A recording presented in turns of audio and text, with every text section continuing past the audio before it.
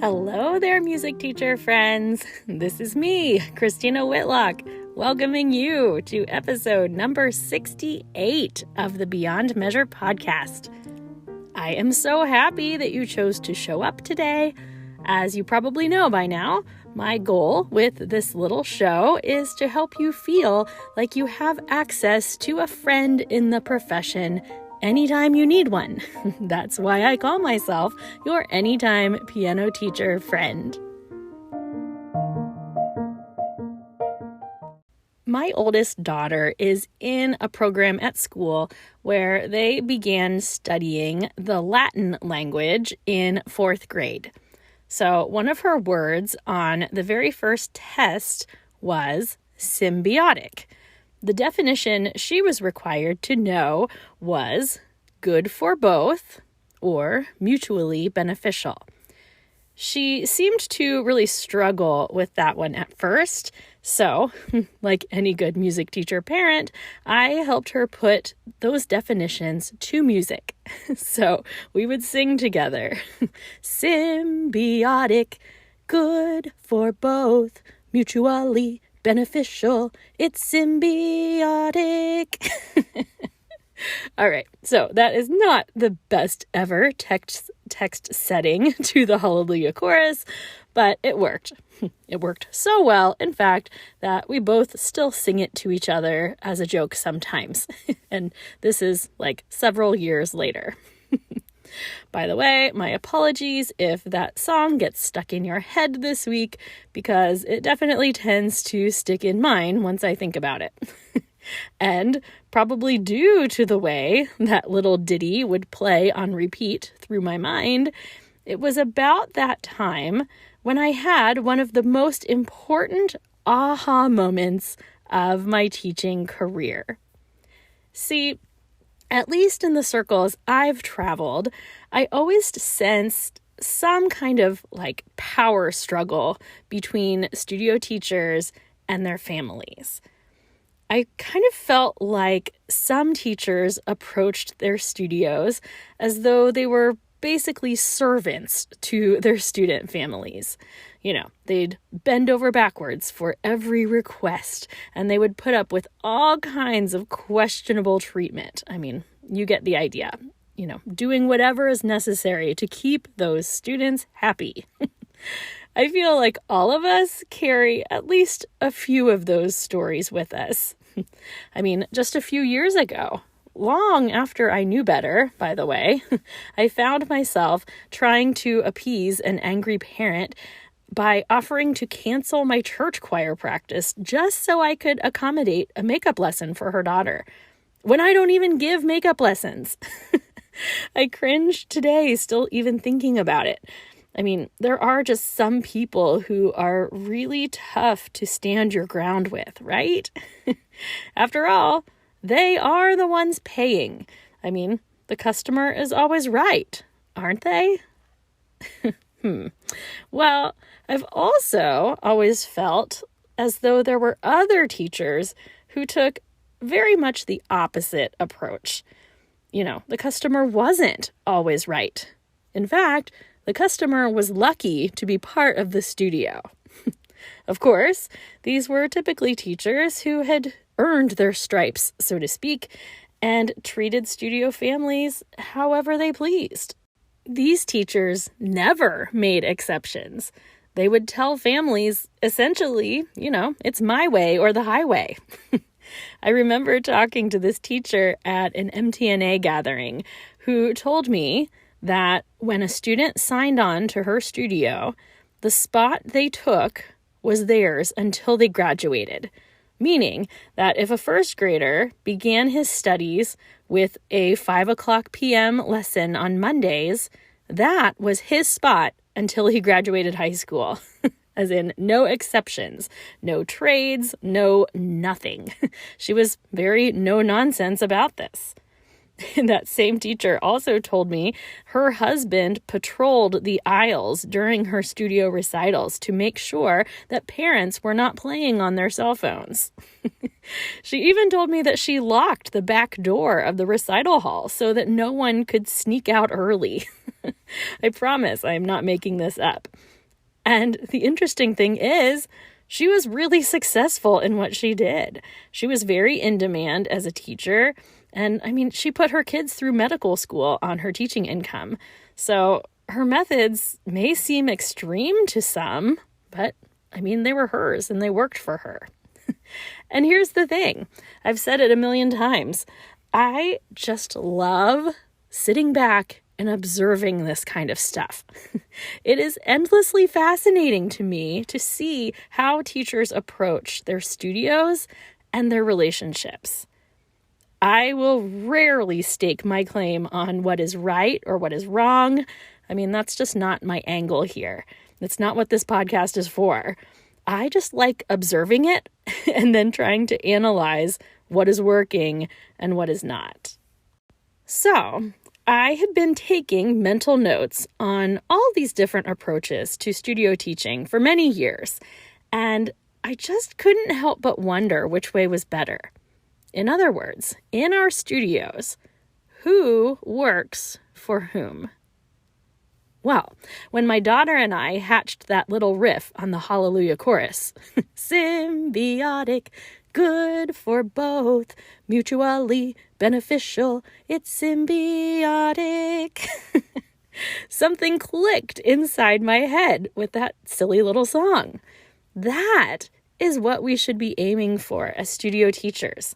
Studio relationships that are symbiotic, good for all involved, and definitely mutually beneficial.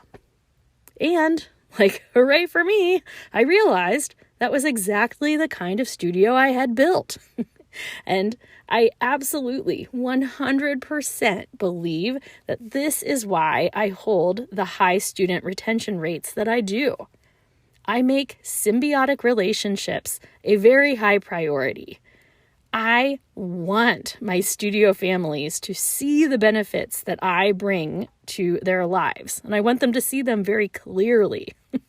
I mean, making sure families are aware of the positive impacts you have on their lives is an art all in itself, right? At the same time, this is my actual job. Meaning that, sure, there are all sorts of warm and fuzzy feelings I have surrounding my students, but at the end of the day, I have to make money. I have to feel respected. I have to be content with how I am choosing to spend this huge amount of my time. So, in other words, my studio families have to benefit me too. I am really curious here. So, where do you think you rank on this?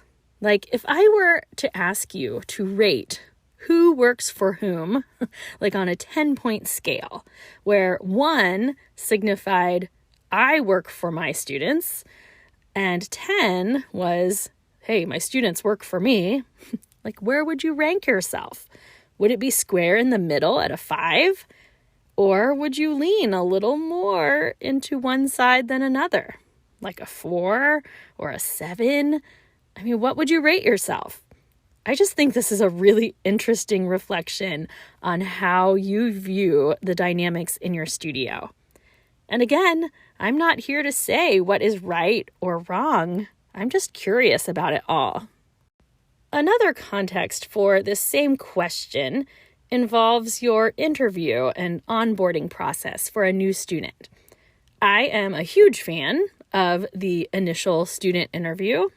I actually call them assessments, but whatever you name it, I like getting a chance to meet with a potential student and their parents before any contracts are signed. That's, of course, a whole episode in and of itself, but because I know many of you operate with a similar setup, I am now asking this question. In that initial student interview, who is interviewing whom? Are you interviewing the student to see if they are a good fit for your studio? Absolutely. Are the parents interviewing you? Now, you might not like this answer, but I would argue that absolutely they are. Again, I've talked with many teachers over the years who are quite insulted at the mere suggestion that parents would want to meet with them before enrolling their children in their studio. Again, these are teachers who feel like they're doing students a favor by even considering them. Honestly, I find cautious parents to be a welcome sign. I am actually pretty weirded out at how casually some parents entrust their children with a teacher before they've even met them. I'm pretty thrilled to meet a family who wants to take care in selecting the right teacher for their child. Now, maybe that's just because I'm pretty confident in my ability to make families fall in love with me. But regardless, I think it's only fair to understand that parents have every right to decide that you are not the right teacher for them. I mean, that's hurtful to hear for sure, but it definitely falls under rights of parenting as far as I'm concerned. So once again, I find myself super curious to know where you fall on the spectrum of who is interviewing whom in the student onboarding process. I can't help but think that we are wise to acknowledge that it's a two-way street. I'll be honest with you here that I feel like my specific brand of teacher magic only works if I know that a family is happy with me. It's a character flaw for sure, but the second I start feeling like a student or their family might be skeptical or unappreciative of me, my magic is just gone. I just can't operate under those conditions. Remember that situation I mentioned at the beginning of the episode about offering to cancel my church choir practice just to accommodate a reschedule?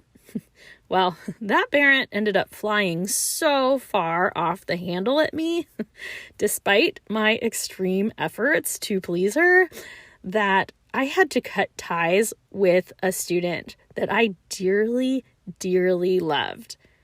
And that's been several years ago, and honestly, it still breaks my heart. In the end, I knew I couldn't do all the things that make my lesson experience special if I didn't feel supported and appreciated by that family. And that relationship suddenly turned from one that had felt mutually beneficial to one that was very clearly one-sided. And after being called a bunch of terrible names and accused of some pretty rotten things, I had to remind myself that this was my business and I didn't have to take it. So, I don't know. Tough life lessons, my friends. But back to student interviews. Let me give you a for instance from many years ago that I still honestly feel conflicted about to this day. Many, many years back, we're talking probably 2007, I received a phone call from a mother who wanted lessons for her young son. I think he was probably 7. And, familiar story, she was convinced he had all this musical potential, yada, yada, yada, and she wanted to make sure that I knew how to help him nurture his ability to play by ear, as well as learning to read music and build proper technique. Well, I explained to her that I tried to take a balanced approach to all musical skills, and emphasis on reading and technique were my primary focus, especially in those days, but we would also work on building his aural training and working on all those functional skills, including playing by ear. Well, she seemed satisfied with that response, and she decided to bring him for an interview, though she definitely made it clear that she wasn't quite sold on me just yet. Now, at that stage in my life, I think I took myself probably a little too seriously, and I was determined to make sure that she loved me. Well, the interview was just fine, and she and her son were both asking a ton of questions, which meant that we quickly ran out of time. And as they were on their way out the door, the mom pulls like a CD out of her purse and she showed it to me and she said, "You're lucky we ran out of time because I was going to test you. I was going to make you listen to a song from this album and show me that you could play it back to me by ear." Well, I laughed it off and I walked them out the door. But once she was gone, I could not believe the bullet that I had just dodged. I mean, I don't know about you, but I've never been put to an actual test by a potential client before in their interview. To this day, I really don't know how I would have responded had she led with that challenge. My pride felt insulted. I mean, I held 2 degrees and had a solid number of years of teaching experience under my belt. I shouldn't have to prove myself to her, should I? And for the record, I still don't think it's really a fair request. And yet, we do need to prove ourselves to our clients in one way or another.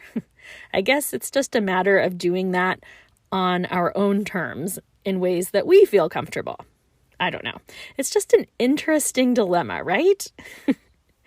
I know many teachers who would have seen that challenge as an enormous red flag and decided against enrolling that particular student at all. And honestly, they probably would have been well within their rights to do it. I will say that student ended up being a fixture in my studio for many, many years. And he proved to indeed be a very talented musician. So I'm really grateful I took him despite the awkwardness of his mother's initial request.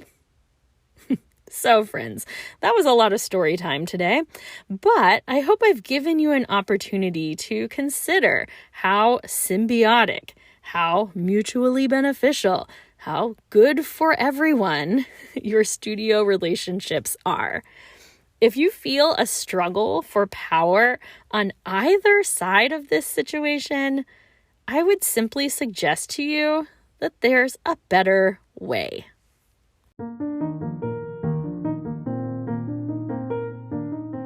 And while you ponder that, I'm going to offer up a toast to you. Music teacher friends of the world, I wish you today a studio full of symbiotic relationships. May you be confident in the fact that your studio families support you and appreciate you and adore you. And likewise, may you be grateful for the fact that their money keeps you in business. There are weeks when I am simply overcome with gratitude for the fact that I earn a full-time income directly from these families that I adore so much.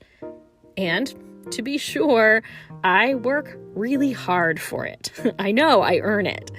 But I can still be appreciative of the fact that people show me support in such a tangible way with their wallets. So, cheers to you and all of your supportive studio families, my friends. Hear, hear.